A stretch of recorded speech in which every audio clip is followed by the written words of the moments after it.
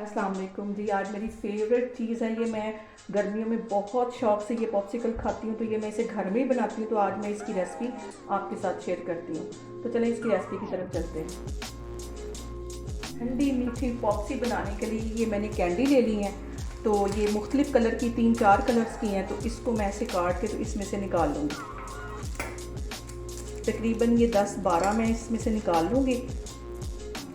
ये मैं तकरीबन 4-5 कलर की इसमें यूज़ करने लगी हूँ। आप जिस कलर की भी चाहें, जो भी आपको कैंडी पसंद हो वो आप इसमें डाल सकती हैं। और ये ठंडी मीठी पॉप्सी हर बच्चे को, बड़े को गर्मियों में बहुत पसंद है। और आप इसे मेरे तरीके से बनाएं। तो अभी मैं ये सारी निकाल लूँगी, तो फिर मैं आपको दिखाती हूँ।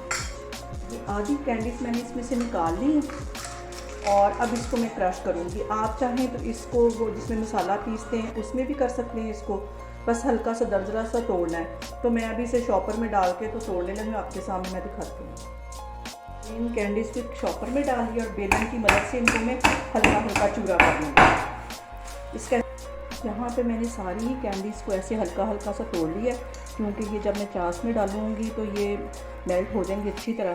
तो अभी मैं इनके लिए चास बनाती हूँ। यहाँ मैं एक पैन लूँगी और उसमें ये 2 कप के करीब ये पानी है, ये इसमें डाल दूँगी। 2 कप मैंने नाप के पानी के डाले थे और 1 कप इसमें मैं चीनी के डाल दूँगी, क्योंकि जब मैं ये कैंडीज़ पानी में डालूँगी तो उनका फ्लेवर थोड़ा सा कम हो जाएगा। तो ये चीनी जो है उनकी मिठास पूरी करेगी। इसको अच्छी तरह मैं पकने दूँगी। बस जैसे ही चीनी मेल्ट हो जाएगी तो फिर मैं आगे आपको दिखाती हूँ। यहाँ पे चीनी को सिर्फ मेल्ट ही करना है और अच्छी तरह जब पानी में उबाल आ जाएगा तो फिर सारी जो कैंडीज़ थी वो मैं इसके अंदर डाल दूँगी।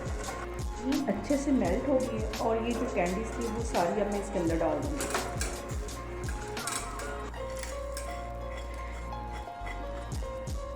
इसको भी अच्छे से मिक्स कर लूँगी। यहाँ पे देखें सारी ही जो मैंने अंदर कैंडीज़ डाली थी वो सारी अच्छी तरह मेल्ट हो गई हैं। स्टार्ट में वो थोड़ी सी चिपकती हैं, लेकिन जैसे ही वो पानी गर्म उसके साथ उबाल आता है तो वो सारी मेल्ट हो जाती हैं। और अब मैं ये 1 लेमन डाल दूँगी इसके अंदर, ताकि चीनी का और लेमन का फ्लेवर मिलके बहुत मज़े का ये बन जाए।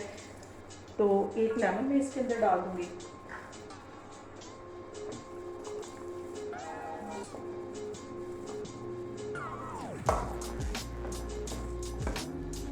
स्पून में ये मैं चाट मसाला डाल दूँगी, इससे इसका फ्लेवर बहुत ही मज़े का हो जाएगा।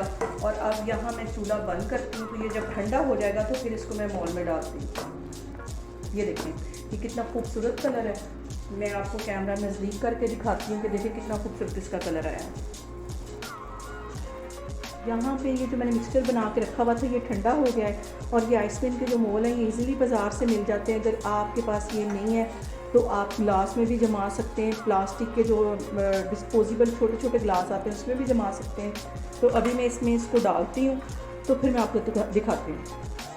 इन सब में मैं ऐसे इनको भर लूँगी। आप चाहें तो ये सारा जो मैंने मिक्सर बना के रखा है एक ही दफ़ा इकट्ठा बना के रख लें और जब दिल चाहे तो इस तरह इसको जमा लें फ्रीज़र में। ये सारे मैं इस तरह भरती जा रही हूँ। अब इनको मैं ऐसे एल्युमिनियम फाइल की मदद से कवर कर लूँगी। आप चाहें तो प्लास्टिक की शीट भी लगा सकते हैं। इसको इस तरह इसको अच्छी तरह बंद कर दूँगी। आइसक्रीम स्टिक ईज़िली बाज़ार से मिल जाती हैं, तो वो ये मैं इसके अंदर लगा दूँगी इस तरह। ये सारी इस तरह लगा के मैं रखती जा रही हूँ, फिर मैं दिखाती हूँ आपको। यहाँ पे देखें मैंने सारे ही मोल्ड सेट करके रख दिए हैं। अब इसे मैं फ्रीज़र में रखने लगी हूँ 5 से 6 घंटे के लिए। तो फिर 5 से 6 घंटे के बाद मैं आपको दिखाती हूँ। पॉप्सिकल फ्रीज़र में रखे हुए मुझे तकरीबन 6 से 7 घंटे हो गए। तो अब मैं इसको बाहर निकालती हूँ और इसको ऐसे पानी में थोड़ी देर रखूँगी तो ये आराम से ऐसे निकल आएगी। ये मैंने 1 मिनट भी नहीं हुआ इसे रखे हुए और ये देखें कितनी मज़ेदार हमारी ये पॉप्सिकल बन के तैयार हो गई हैं। ये सारी मैं इसी तरह निकालती हूँ, तो फिर मैं आपको दिखाती हूँ।